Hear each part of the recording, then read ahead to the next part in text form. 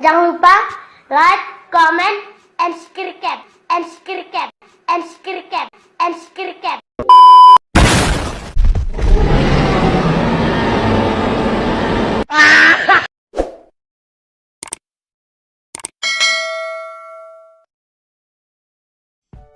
Pernahkah teman-teman memperhatikan timun apabila ditempatkan dalam larutan garam akan mengalami pengerutan? Atau pernahkah kalian memperhatikan wortel yang menjadi lunak akibat kehilangan air, kemudian apabila direndam dalam air akan segar kembali?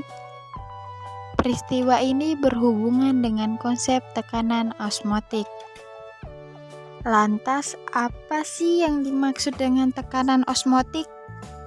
Osmosis adalah proses perpindahan larutan yang memiliki konsentrasi rendah melalui membran semi variabel menuju larutan yang memiliki konsentrasi lebih tinggi hingga tercapai kesetimbangan konsentrasi.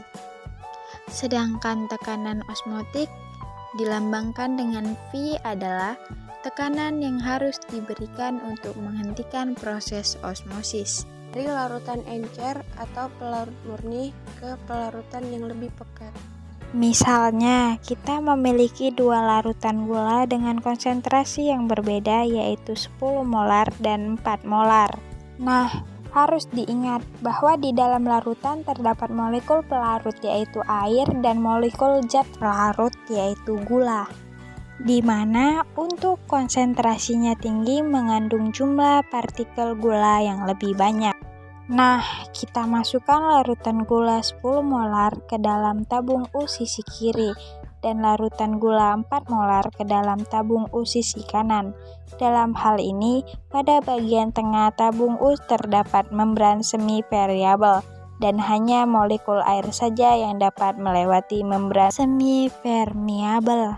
Berikutnya akan terjadi proses osmosis di mana molekul-molekul air akan berpindah dari larutan gula 4 molar ke larutan gula 10 molar melalui membran semi variabel hingga tercapai kesetimbangan konsentrasinya di antara kedua sisi tabung U. Osmosis ini tentunya akan menyebabkan tinggi larutan di kedua sisi tabung berubah.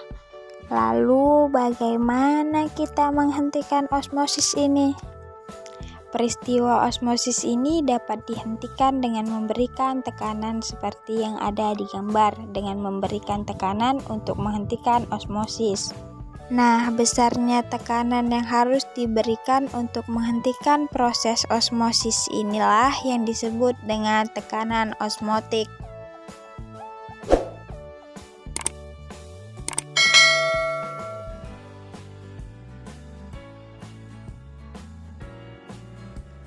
Tekanan osmotik suatu larutan berbanding lurus dengan konsentrasi molar zat, di mana untuk larutan non-elektrolit, persamaan yang dapat kita gunakan untuk menentukan tekanan osmotik adalah V sama dengan M kali R kali T, di mana V adalah tekanan osmotik dengan satuan atmosfer dan M adalah molaritas larutan dengan satuan M, dan R adalah tetapan gas dengan nilai 0,082 liter atmosfer mol pangkat min 1 dan Kelvin pangkat min 1.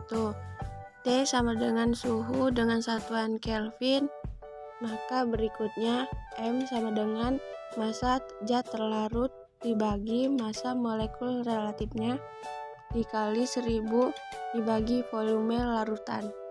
Maka persamaan ini dapat kita turunkan menjadi V sama dengan massa zat terlarut dibagi massa molekul relatifnya dikali 1000 dibagi volume larutan dikali tetapan gas dikali suhu. Berikutnya, larutan elektrolit baik elektrolit kuat maupun elektrolit lemah harus melibatkan faktor Van Hoff-nya, di mana Tekanan osmotik sama dengan molaritas larutan dikali tetapan gas dikali suhu dikali faktor Van Hoff, yang kemudian bisa kita turunkan tekanan osmotik sama dengan massa zat terlarut dibagi massa molekul relatifnya dikali 1000 dibagi volume dalam satuan militer dikali tetapan gas dikali suhu dikali faktor Van Hoff-nya. Berikutnya, dalam sistem osmosis larutan yang memiliki tekanan osmotik sama disebut dengan isotonik. Kemudian apabila tekanan osmotiknya lebih kecil disebut dengan hipotonik.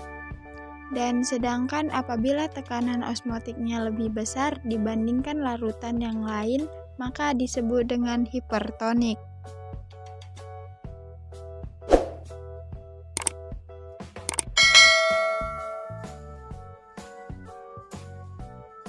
Berikutnya, selain dua peristiwa yang kita bahas di awal, berikut ini adalah beberapa peristiwa sehari-hari yang berhubungan dengan konsep tekanan osmotik.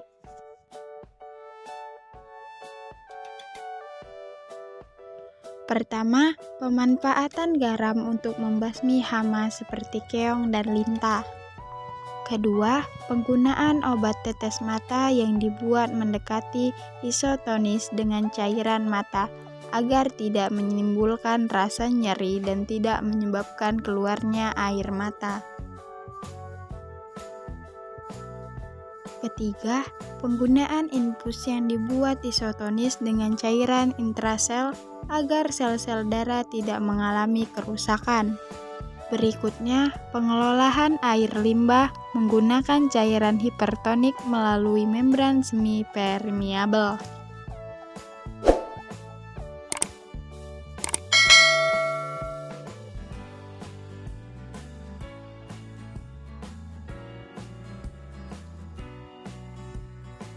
Soal yang pertama, sebanyak 17,1 gram gula tebu dengan rumus C12H22O11 dilarutkan dalam air sehingga volumenya menjadi 500 ml. Soal yang pertama, sebanyak 17,1 gram gula tebu dengan rumus C12H22O11 dilarutkan dalam air sehingga volumenya menjadi 500 ml bila tetapan gas adalah 0,082 liter atmosfer mol pangkat min 1 Kelvin pangkat min 1, berapakah tekanan osmotiknya pada suhu 27 derajat Celcius? Nah, untuk soal ini pelarutnya adalah air dan zat terlarutnya adalah gula. Nah, untuk soal ini pelarutnya adalah air dan zat terlarutnya adalah gula tebu yang merupakan zat non-elektrolit, sehingga persamaan tekanan osmotik yang kita gunakan adalah tekanan osmotik sama dengan massa zat terlarut dibagi massa molekul relatifnya. Nah, untuk soal ini pelarutnya adalah air dan zat pelarutnya adalah gula tebu yang merupakan zat non-elektrolit, sehingga persamaan tekanan osmotik yang kita gunakan adalah tekanan osmotik sama dengan massa zat terlarut dibagi massa molekul relatifnya dikali 1000 dibagi volume larutan dalam 1 ml dikali tetapan gas dikali suhu. Nah, untuk suhunya di soal diketahui 27 derajat Celcius, maka perlu kita konversikan dalam satuan Kelvin sehingga suhunya sama dengan ditambah 273 Kelvin sama dengan 300 Kelvin.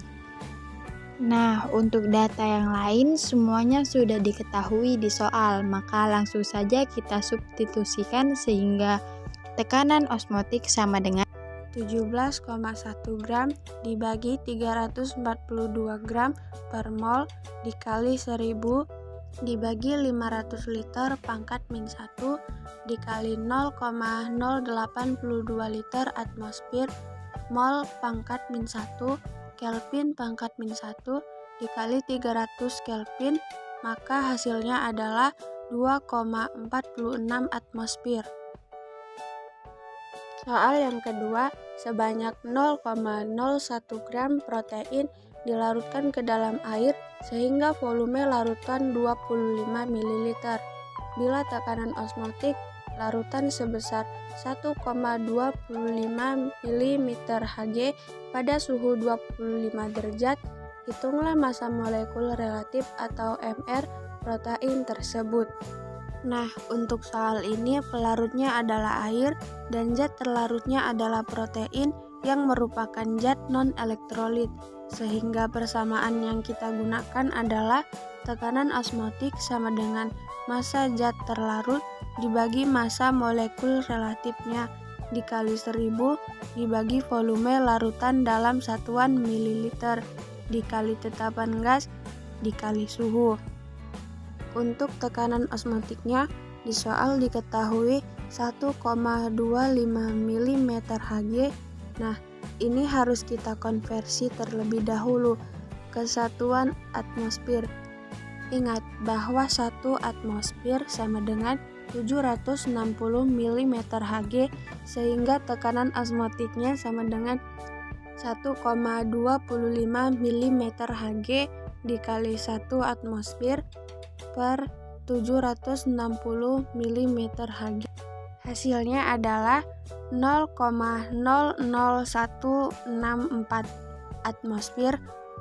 Kemudian untuk suhunya juga harus kita konversi terlebih dahulu ke satuan Kelvin, sehingga suhu sama dengan 25 derajat Celcius ditambah 273 Kelvin. Hasilnya adalah 298 Kelvin. Nah, untuk soal ini yang akan kita tentukan adalah massa molekul relatif atau MR-nya. Langsung saja kita substitusikan semua data yang ada ke persamaan tekanan osmotiknya, sehingga 0,00164 atmosfer sama dengan 0,01 gram dibagi massa molekul relatif dikali 1000 dibagi 25 liter pangkat min 1 dikali 0,082 liter atmosfer mol pangkat min 1 Kelvin pangkat min 1 dikali 298 Kelvin. Kemudian kita kali silang sehingga massa molekul relatif atau MR-nya sama dengan 0,01 dikali 40 dikali 0,082 dikali 298 dibagi 0,00164 gram per mol. Hasilnya adalah 5.960 gram per mol.